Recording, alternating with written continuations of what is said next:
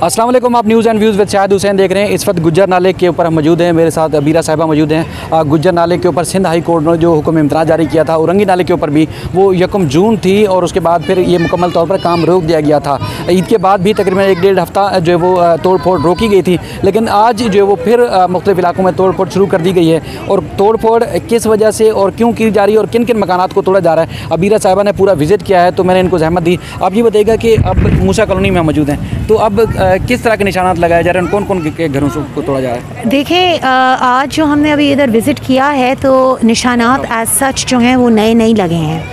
बल्कि जो पुरानी आईडीज़ थी ना उन्हीं के ऊपर आके इन्होंने मूसा कॉलोनी, हम लोग खड़े हैं मूसा कॉलोनी गुज्जर नाला, इधर इन लोगों ने आज तकरीबन इस साइड पे 4 घर और उस साइड पे 2 घर और 2 और, तो तकरीबन 8 घर आज टूटे हैं। और उन लोगों से हम मुतासरीन से अभी बात करके आए हैं और हमें पता चला है कि 50-55 साल से कुछ लोग इधर रहायशी थे और इनके पास प्रूफ भी है ऑफ रेजिडेंस, यूटिलिटी बिल्स। हमें जो स्टे मिला था जो जून 2 जून 1 तक हमारा है बरकरार, वो ये था कि नाले के ऊपर कोई काम नहीं होगा। अब KMC और ने कोई एज सच NDA में सर्वे नहीं किया है कि कौन सी प्रॉपर्टी पे क्या कानूनी इख्तियारात हैं, लीस है या कोई और इख्तियारात है। हमारी पोजीशन ये है कि लीस हो या कोई और कानूनी इख्तियारात लोगों के ज़रूर हैं जस्ट बाय वर्च्यू, क्योंकि वो इधर रह रहे हैं और कोई ना कोई उनका ताल्लुक़ और है रियासती इदारों से यूटिलिटी बिल्स के थ्रू, तो उससे भी इक्विटेबल राइट्स बनते हैं। तो हम नहीं देख सकते कि ये इस तरीके से गैर कानूनी तरीके से इन लोगों ने आज तोड़े हैं, तो अब इनके लिए फ़्रेश मुकदमा। लेकिन एक बात मैं ज़रूर कहना चाहूँगी कि KMC को ये जब रोका गया है तो इनका ये हक़ नहीं है कि ये लीस्ट हो या नॉन लीस्ट हो घर तोड़ें, क्योंकि इन लोगों के पास कोई एज सच सर्वे तो है नहीं जो ये लीस्ट नॉन लीस्ट घरों के बीच में डिफ्रेंशिएट करता है। तो ये किस तरीके से कर रहे हैं, तो इनके ये मिस्टेक्स भी हो सकती हैं। तो बेहतर नहीं है कि ये कंटेम्प्ट ऑफ कोर्ट में जाने के बजाय, अब मिस्टेक्स करने के बजाय टच ना करें। जब इनको हिदायत आ गई है सिंध के हाईएस्ट कोर्ट से कि आप इधर कोई मिसमारी नहीं करेंगे अगली समात तक, तो ये हमारे लिए एक बहुत ही डिसअपॉइंटिंग खबर है। जी, ये चीज़ है कि जैसे ये हम तसव्वुर कर सकते हैं, आपने भी ऑर्डर पढ़ा, ज़ाहिर है उस समात में भी आप मौजूद थी,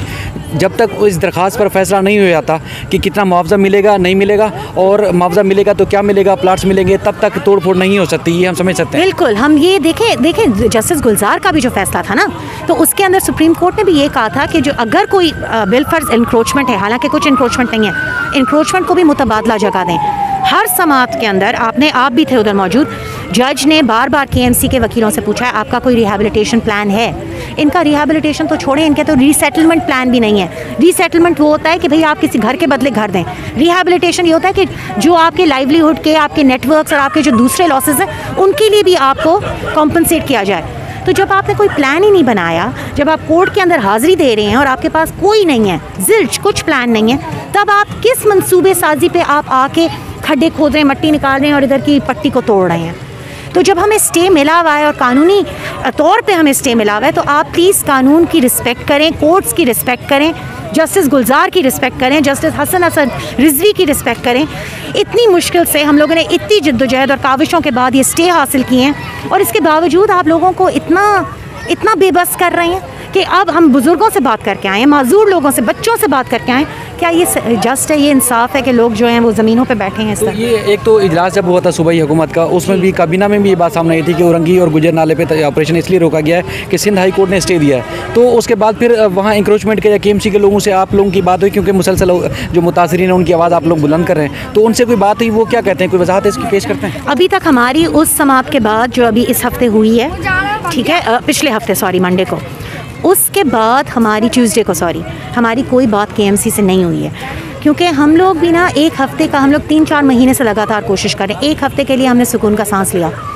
इधर के रिहायशियों ने भी लिया कि अब स्टे ऑर्डर मिल गया है, ये स्टे ऑर्डर कंटेम्प्ट की ज़रूरत ये नहीं करेंगे, लेकिन इन लोगों ने कंटेम्प्ट की ज़रूरत की है। देखें, अगर स्टे ऑर्डर मिल गया है ना, तो आपका फ़र्ज़ है एस KMC कि आप मशीन NDA में आप मशीन एंटर ना होने दें, क्योंकि मशीन जो है वो लीज घर तो को तो टच कर सकती है, नॉन लीज अगर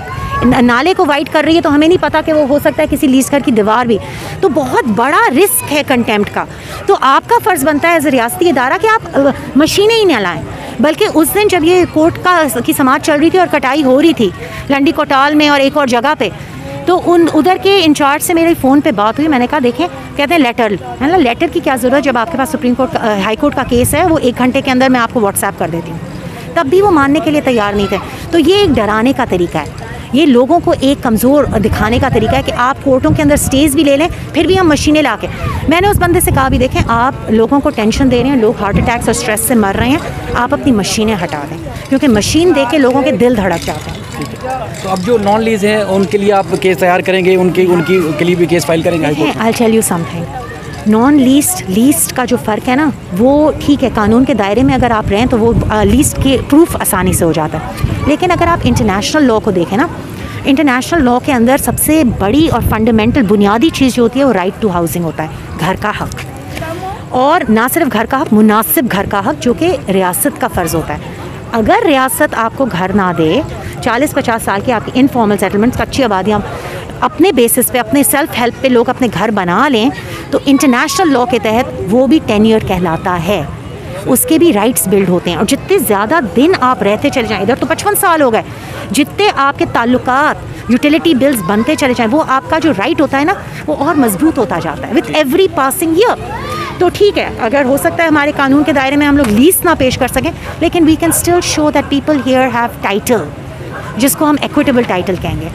तो अब जीतने के आई डोंट नो, लेकिन कोशिश है, जब लोग खड़े होंगे और यूनाइटेड होंगे, people United will never be defeated, यही बात है। बहुत शुक्रिया, बहुत शुक्रिया। ये ऑपरेशन जब पिछले दिनों हुआ था तो उस दौरान ये घर पीछे नदीम भाई दिखाएंगे आपको, 3 मंजिला इमारत है और इसका एक ढांचा अलग कर दिया गया, एक हिस्सा, लेकिन नीचे जो लाइट चल रही है ऐसे लगता है कि नीचे फैमिली रिहाइश पजीर भी है और इंतहाई ख़तरनाक ये इमारत तो हो चुकी है इस वक्त। और ये अगर गिरती है तो काफ़ी जानें भी ज़ाया हो सकती हैं, और यहाँ से अगर करीब से गाड़ी गुजरती है तो वो भी उनके लिए मुश्किल हो सकती है, और यहाँ से पूरा दिन बच्चे गुजरते हैं, शहरी गुजरते हैं, तो काफ़ी मुश्किलात पैदा हो सकती है। अब इस टाइप का ऑपरेशन करने की जब कोशिश की गई तो ज़ाहिर है काफ़ी लोगों के लिए मुश्किलात भी हो जाएंगी, और लोग काफ़ी खौफ हिरास में भी मुब्तला हैं। औरंगी टाउन में इसी तरह जो है वो एक सदमा लेने की वजह से एक शहरी की जान चली गई थी, और अब भी लोग परेशान हैं। नाले की सफाई, जो कचरा और इसके अलावा जो गंदगी थी उसको निकालने की सफाई का काम जो है वो शुरू कर दिया गया है, लेकिन जो तोड़ फोड़ का जो काम था, सिंध हाई कोर्ट ने, जो जस्टिस हसन अज़हर रिजवी साहब हैं, उनके बेंच ने रोका था 1 जून तक उसके कि इस बात का तयन किया जाए कि ऑपरेशन जो होना है और उसके बाद जो लीज़ मकानात हैं इनको मुतबादिल क्या देंगे, मुआवजा क्या देंगे, तब तक ये ऑपरेशन रोक दिया गया था मुकम्मल तौर पर। लेकिन उसके बावजूद भी 2 रोज़ से ये ऑपरेशन दोबारा से शुरू कर दिया गया है, और कहा जा रहा है कि जो गैर लीज़ शुदा मकान हैं उनकी तोड़ फोड़ जारी है, लेकिन जो लीज़ शुदा मकान हैं उनकी फ़िलहाल जो तोड़ फोड़ थी वो रोकी गई है। इस सिलसिले में मज़ीद अदालत से भी आपको रिपोर्ट करेंगे। देखते रहिए news and views with Shahid Hussain.